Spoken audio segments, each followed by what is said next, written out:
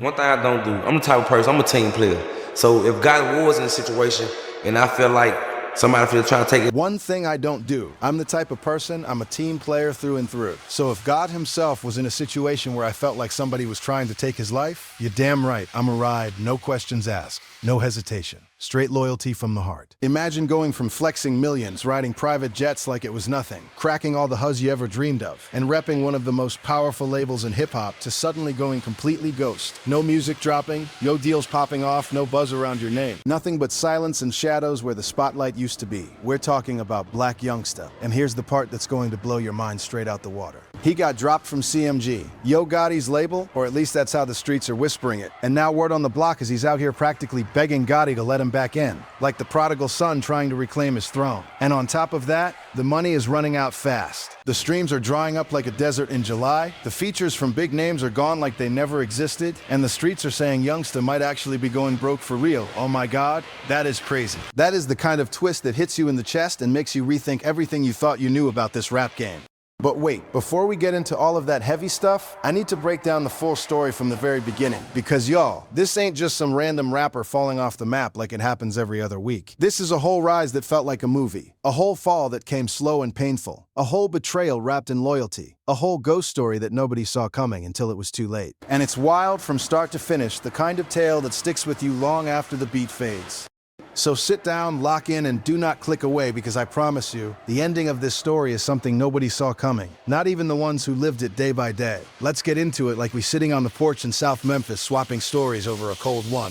His real name is Sammy Marquez Benson, born April 8th, 1990 in Memphis, Tennessee. And not just any part of Memphis, gang. We're talking McMillan Street on the south side. One of the roughest pockets in a city that's already known for being rough as sandpaper. No cap. Where every corner holds a story of survival or a warning of what happens when you slip. This dude grew up with literally nothing but hope and hunger. Him and his younger brothers raised by their grandparents because his parents weren't in the picture at all. Vanished like smoke, leaving the old folks to hold it down. And even with both grandparents working hard every single day, scraping by at whatever jobs they could find, they could barely keep food on the table or lights on in the house. Bro, think about that for a second. Really let it sink in. Two elders grinding shifts, still struggling to put meals together. That's the environment Youngsta came up in. That's what shaped him into the man who would later crash video shoots and chase dreams with everything he had. His grandfather even got him a little job at a local grocery store when he was just 7 years old. Imagine that. A tiny kid trying to help the family eat. But he got fired because the manager caught him placing fake orders so he could take food home to his people. 7 years old, bro. That's not crime. That's straight survival mode. That's the come up was real. The kind of early lesson that teaches you the world don't hand you nothing. You gotta take it or make it happen yourself. So naturally, growing up in that kind of poverty where the fridge stayed empty more often than not, and the streets called your name louder than any teacher, the streets were right there waiting like an old friend with bad habits. Memphis streets don't play around. They test you every day, and Youngsta didn't play either. He was living that life before music was ever even a thought in his head, running with the code that said you handle your business or the business handles you. But at some point he found rap. And for a lot of dudes from that environment, rap becomes the only way out. The only ticket that don't require a degree or a cosign from the system. Just raw talent and that fire in your soul. He started putting out music seriously around 2012, released his debut mixtape called Fast Bricks, then kept grinding like his life depended on it, because in a way it did. Fast Bricks 2, Fast Bricks 3, tape after tape, no label backing him up, no big cosign from some industry big shot, no budget for fancy videos or radio play, just a dude from the south side who was hungry as hell and had nothing to lose but everything to gain. And here's where it gets crazy because most rappers grind for years in the underground, dropping heat that nobody outside their block even notices. But Youngsta, he made something that caught everybody's attention. And I mean everybody from the traps to the clubs to the internet streets lighting up. So get this, it's 2015, Blacc Youngsta drops a record called Heavy. And bro, if you haven't heard it, go listen right now because that joint was hard. Straight Memphis energy pouring out the speakers. Real street vibes mixed with that bounce and that grit that makes your head nod and your soul feel it. It started spreading fast like wildfire in dry grass. People were playing it everywhere, cars bumping it on the block, clubs turning it up, and it wasn't long before the big dogs started paying attention. But here's the part that nobody was expecting. Yo Gotti, the guy, the Memphis king, the label boss himself, the one they call Gotti, he hears Heavy and loses his mind over it. Like this was the sound he'd been searching for his whole career. Now Gotti at this point had been in the game for decades, building something real. He'd already put together Collective Music Group, formerly known as Cocaine Music Group, and he'd studied the greats like Cash Money with their empire moves, studied Rock Nation with their business smarts, studied every great label that ever existed so he could build something that lasted. He was looking for the right talent, the kind that had that authentic street edge but could blow up big. And when he heard Heavy, he knew he'd found something special, something that could change the game for his whole squad. But here's how the actual connection happened, and this is the part that's genuinely insane. No cap. The stuff legends are made of. Youngsta showed up to one of Gotti's video shoots uninvited, just pulled up bold as brass and started blasting his own music loud as hell in the parking lot at a Gotti shoot. That is bold, that is unhinged, that is pure Memphis hustle right there. The kind of move that either gets you clapped or crowned. And Gotti noticed immediately. He said it himself in interviews later. Within however long it took to film that video, they were already pulling off to the side talking about Youngsta because the energy was undeniable. Meaning he made such an impression that Gotti was discussing him with his people before the shoot was even wrapped. Bro, that is crazy. He literally crashed the shoot and walked away with a label deal on the table. That's not a rap story. That's a movie script waiting to be filmed. The underdog forcing his way into the room and leaving with the keys.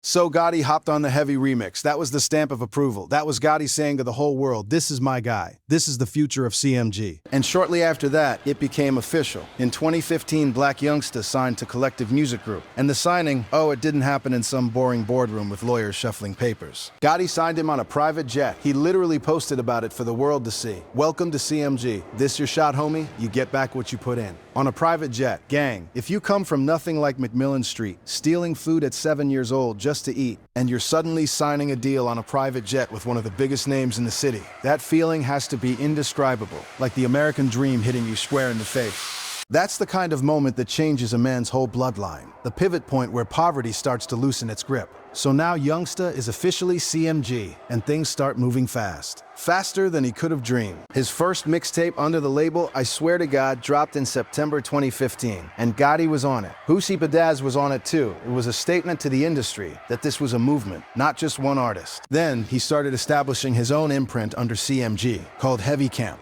That's important because Heavy Camp was his brand inside the CMG umbrella. His own lane, his own identity that he could build and control while still having that label muscle behind him. The releases kept coming. Tape after tape, he was building momentum the right way, staying active, staying in the streets where his roots were, staying relevant with that consistent output that kept the fans locked in and the buzz growing. And then 2017 happened. Hip Hopper dropped, and that record blew up in a major way, catching waves across the South and beyond. Then 2018 brought Booty, and y'all, Booty is the one that really put him in front of the mainstream. That record peaked at number 73 on the Billboard Hot 100. It got a gold certification for a dude from the south side of Memphis who was raised by his grandparents and got fired from a grocery store at 7. That's a whole other level of elevation. That's proof that the grind pays off when you stay true. His debut studio album 223 peaked at number 42 on the Billboard 200. That is a real number. That's not a fluke or some streaming glitch. That means people were actually buying and streaming this man's music in serious numbers, turning up to it in cars, clubs, and living rooms all over. He followed it up with Church on Sunday in 2019, keeping that spiritual street balance that so many Memphis artists carry. CMG was growing into a powerhouse right before everyone's eyes. Moneybagg Yo was shooting up the charts like a rocket. 42 Doug was coming up strong. ESTG was on the way. It felt like a dynasty was being built, and Youngsta was right there in the middle of it. One of the foundation stones? He was doing collabs with Tory Lanez, T.I., DaBaby, Gucci Mane, Wiz Khalifa, Ty Dolla $ign. He did a whole joint project with Moneybagg Yo that had the streets on fire. Yo, he was everywhere, from red carpets to studio sessions to award shows. Y'all seeing this rise? From crashing a video shoot in Memphis with his own music blasting loud enough to shake the set to Billboard charts. Gold records collabing with some of the biggest names in rap. That is an insane run, the kind that makes you believe in fairy tales with guns and gold chains. But here's where it starts to get complicated, because around the same time Youngsta was on his meteoric rise, there was a shadow hanging over Memphis, a beef, a real one, deep-rooted and dangerous, and it was about to change everything in ways nobody could predict. Okay, chat, this is where it gets heavy, and I need y'all to lock in, because this part of the story is serious, the kind that reminds you rap ain't just entertainment, it's tied to the streets and blood sometimes. Yo Gotti had a long-running beef with Young Dolph, another Memphis rapper who built his whole career independently, and was beloved on the streets for staying true to himself without bowing to any label machine. Dolph and Gotti went back and forth for years, subtle shots turning into direct disses, the kind of tension that simmers until it boils over. And in the middle of that beef, Blacc Youngsta was Gotti's soldier, loyal to the end. In 2016, he filmed a video of himself pulling up to Dolph's South Memphis neighborhood, heavily armed, sending a message loud and clear that he was riding for his label. He dropped diss tracks that hit hard. He was the one on the front lines of the beef while Gotti mostly stayed on the sidelines playing the boss role. That's important, remember that, because it shows the loyalty but also the position it put him in later. Now jump to November 2021. The unthinkable happens. Young Dolph gets shot and killed at a cookie shop in Memphis. The whole city is mourning the rapper Young Dolph is gunned down and killed at a South Memphis cookie shop. There will be extra police presence in many parts of the city because the loss hit like a bomb. The whole rap world is in shock. Dolph was loved, he was independent. He had built something real from the ground up with his paper route empire. He had a family, kids who looked up to him, and just like that, he was gone, taken too soon in a cycle of violence that Memphis knows all too well.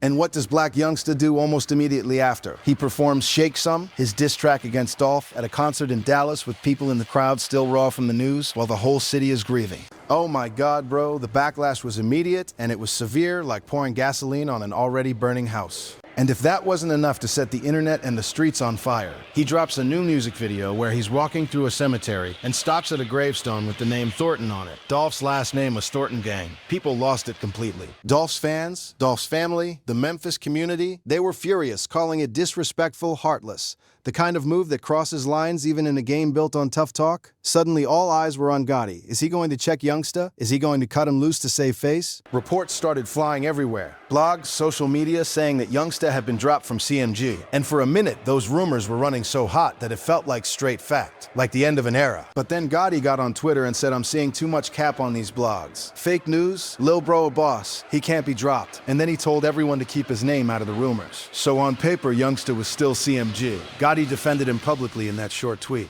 But here's the thing, and this is where you got to read between the lines like a real one. Gotti's defense was real short, real surface level. He didn't say Youngsta did the right thing. He didn't say I stand behind him 100%. He just said he can't be dropped. There's a difference, a big one, and from that point forward, things were never quite the same. The trust, the push, the family vibe started cracking under the weight.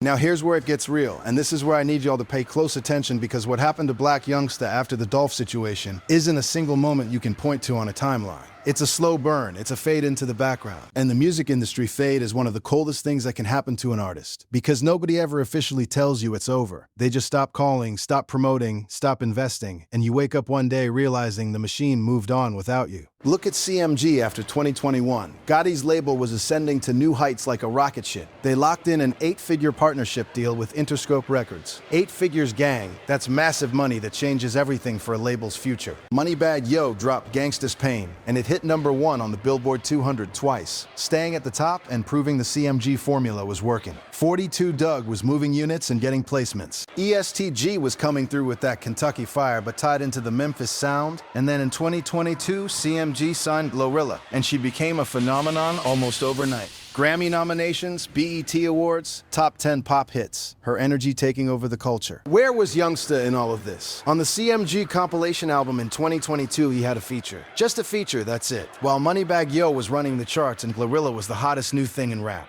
The dude who was literally the second artist ever signed to CMG after Yo Gotti built this whole machine was getting a feature credit. Bro, that is cold. That is the industry telling you something without saying a single word out loud. The streams were dying down. The features from big names dried up like a drought. The label wasn't pushing his projects the way they were pushing everybody else with big budgets and playlist priority.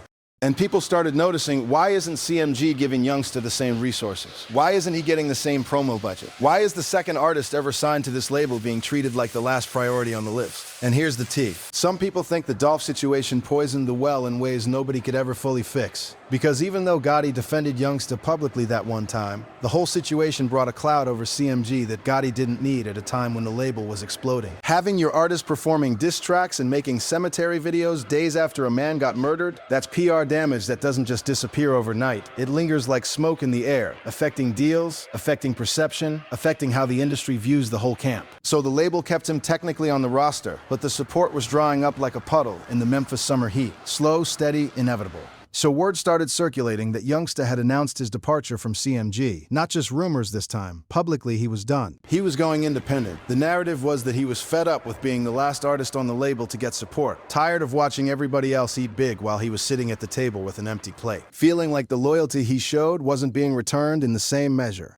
And on one hand, you can understand it. If you built your name, helped put a label on the map, rode for that label through everything including the beefs and the drama, and then you watch new signees get more attention and more resources than you, that's a gut punch. That's disrespect without saying a word, the kind that makes a man question his place. But here's the part that's crazy. Going independent sounds good on paper like freedom and ownership, but it costs money, real money that most don't have stacked up. You need to fund your own rollouts, your own videos, your own marketing campaigns, your own distribution deals, your own PR pushes to get on playlists and radio. When you're on a label, all of that is being handled even if they're not pushing you the way you want. The moment you leave, all of that falls on you and your team. And if your streaming numbers have been declining and the features aren't coming in like before, going indie is basically going into battle without armor, without the big guns hoping your talent alone carries the weight. Some people close to the situation started saying that financially things were getting tight. The streams were a fraction of what they used to be during the peak years when everything was popping. The touring money wasn't what it was when he was riding high with sold-out shows and big festival slots. And without label backing, without that Interscope distribution muscle behind him, getting his music heard was becoming a real challenge. So he started moving quietly, less social media flexing, less public appearances, less everything that kept him in the conversation.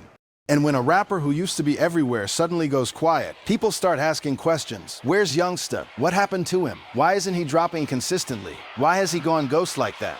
Now I gotta get a little more serious for a second, because this part is real. Gang, Blacc Youngsta has gone through something that would break most people down completely. He's lost multiple brothers to the streets of Memphis. Multiple, not one. Multiple brothers taken away in that unforgiving environment. And if you know anything about Memphis, you know those streets are unforgiving. They take and they don't give back easy. He was trying to get his people out. He was rapping his heart out. He was grinding in the studio, and on the road he was making money hand over fist at one point. And he was trying to use that money to pull his family out of the environment that made him, to give them a better life away from the violence and the traps. But he kept losing them anyway, one after another, the pain stacking up like bricks on his chest. Funerals that drained the accounts and the spirit, the kind of losses that make a man wonder if the spotlight is worth it or if staying low is the only way to protect what's left.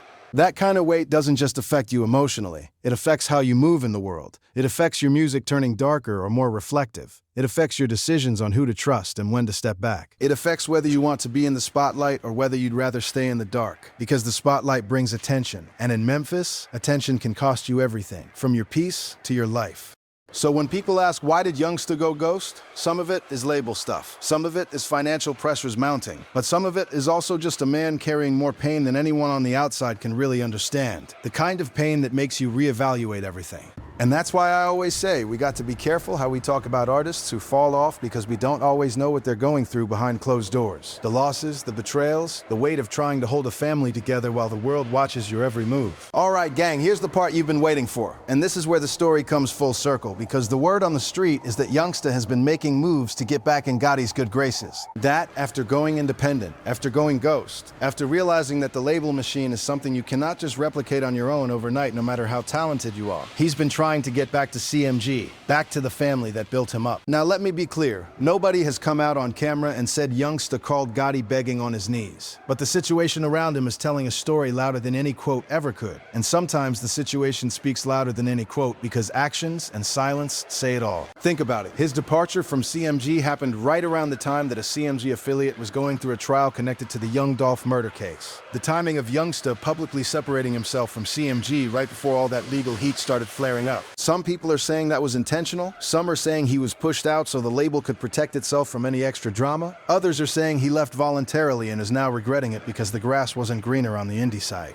Either way, the result is the same. Youngsta is out here without the infrastructure he had for nearly a decade. And when you've been signed to a label since 2015, when your entire career has been built with that infrastructure behind you, handling the business side, And then suddenly it's gone. That adjustment is brutal, like learning to walk again after years of being carried. There's a reason his most recent independent releases haven't generated the same numbers as his CMG-backed work. Not because the music is bad or the talent dried up, but because distribution, marketing, playlist placement, all that matters more than ever in this streaming era. And those things cost money and connections that most independent artists simply do not have without a machine pushing. So what does a guy do when he realizes going indie isn't working the way he hoped? When the streams aren't where they need to be to pay the bills? When the money is getting tight and the lifestyle he built starts feeling fragile? When the label he built his career with has become the label that's thriving without him? Signing new stars and landing big deals? You go back, or at least you try. And by all accounts, that's exactly where Youngsta is right now. Trying to figure out how to get back into the machine. Trying to reconnect with Gotti.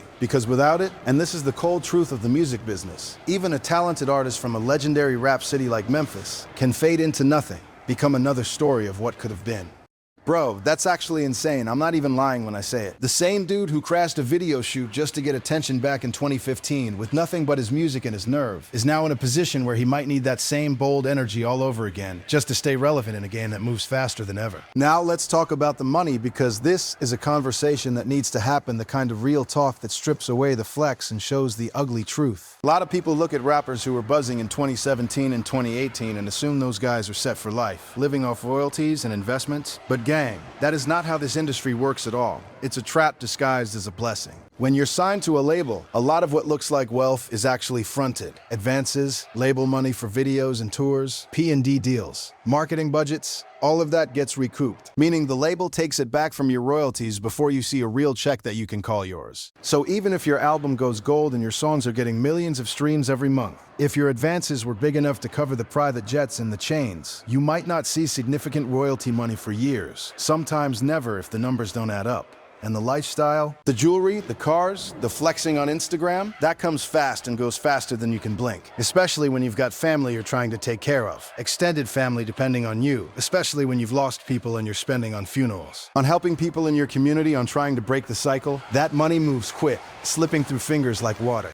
So when the label stops pushing your projects the way they used to, streams start dropping off, touring money slows down because the demand isn't there like before, and you're now independent with no promo budget to get your name back in rotation. The math starts getting scary real fast, the kind that keeps you up at night calculating what you have left. People close to the situation have been saying the same thing, that financially things are not where they used to be, for Youngsta. And that is a devastating place to be for a man who worked his whole life to escape poverty, who came from nothing and tasted the good life only to watch it slip. Going from private jet signings and gold plaques to watching your bank account shrink while your former label mates are signing 8-figure deals with Interscope. That's a nightmare. That is the part of the music industry nobody wants to talk about on the blogs or in the interviews. They show you the rise, they show you the hits, they show you the Instagram flex with the chains and the cars, but they don't show you what happens when the machine stops. When the support dries up and the real world hits you with bills and responsibilities that don't care about your past success. So where is he now after all this? He has been releasing music independently under his heavy camp imprint, keeping that brand alive, even if the push isn't the same. In 2024, he put out Black Sheep 2, coming with that same Memphis grit but on his own terms. And in 2025, he released the heavy camp compilation Checkmate, trying to rally his own camp and show the world he still had it. So the music is still coming. He hasn't completely gone silent, but the reception is a fraction of what it was during his CMG peak. No major label push behind it, no Billboard charting like before. No big press coverage in the mainstream outlets, just the dedicated fans holding it down. His presence on social media has been inconsistent, showing up then going quiet again, posting then vanishing, like a man torn between wanting the spotlight and needing the peace. And the conversations happening in Memphis rap circles are centered around one question: what's next for him? Because the city that raised him is watching to see if he can flip the script one more time. Because here's the real question, gang, and this is the one I want y'all to sit with long after this is over. Is there a version of this story where Blacc Youngsta gets back to that level without Yo Gotti and CMG? Maybe, because Memphis has produced independent legends who proved you can build something massive on your own grind. Young Dolph himself proved that you can build something massive without a major label machine, turning paper route into an empire through sheer will and street smarts.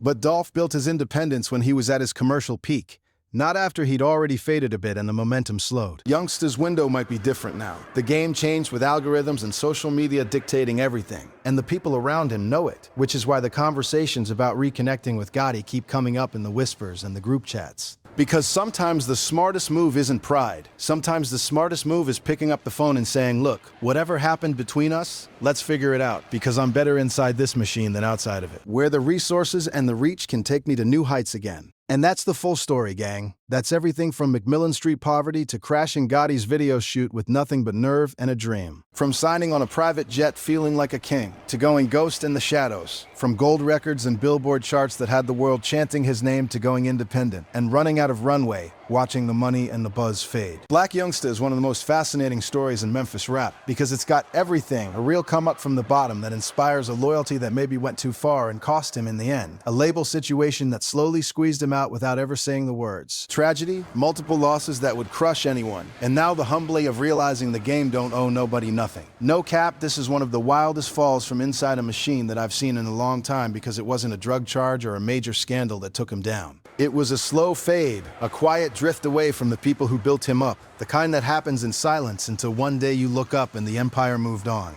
And now he's on the outside looking in at a label that's worth more than ever, thriving with new talent and big partnerships, realizing that the door he helped build might be the door he needs to knock on again, if he wants that same level of success. But let's dig deeper into what this all means for the culture, because stories like this aren't just about one man, they're about how the rap game chews up talent and spits out lessons. Memphis rap has always been its own beast, that raw, bouncy, gritty sound, born from the projects and the struggle. From legends like 3-6 Mafia, who showed the world you could be dark and hypnotic, and still dominate, to Project Pat with his street tales that felt like novels. Youngsta carried that torch, his voice that growled and that energy that screamed Southside realness. And when he linked with Gotti, it was like two forces colliding to create something unstoppable for a minute. But beefs in Memphis run deep. Deeper than music, tied to neighborhoods and loyalties that go back generations. And when Dolph got taken, it wasn't just a loss for rap, it was a wound on the city that still hasn't healed. Youngsta's actions in the aftermath, performing those tracks in that video, it was loyalty to his camp, but it came at a cost that echoes today, showing how one moment of street code can shift your entire trajectory in the business side of things. The industry doesn't forgive easily when the headlines turn negative, especially when a label is trying to go corporate with big distribution deals and mainstream appeal.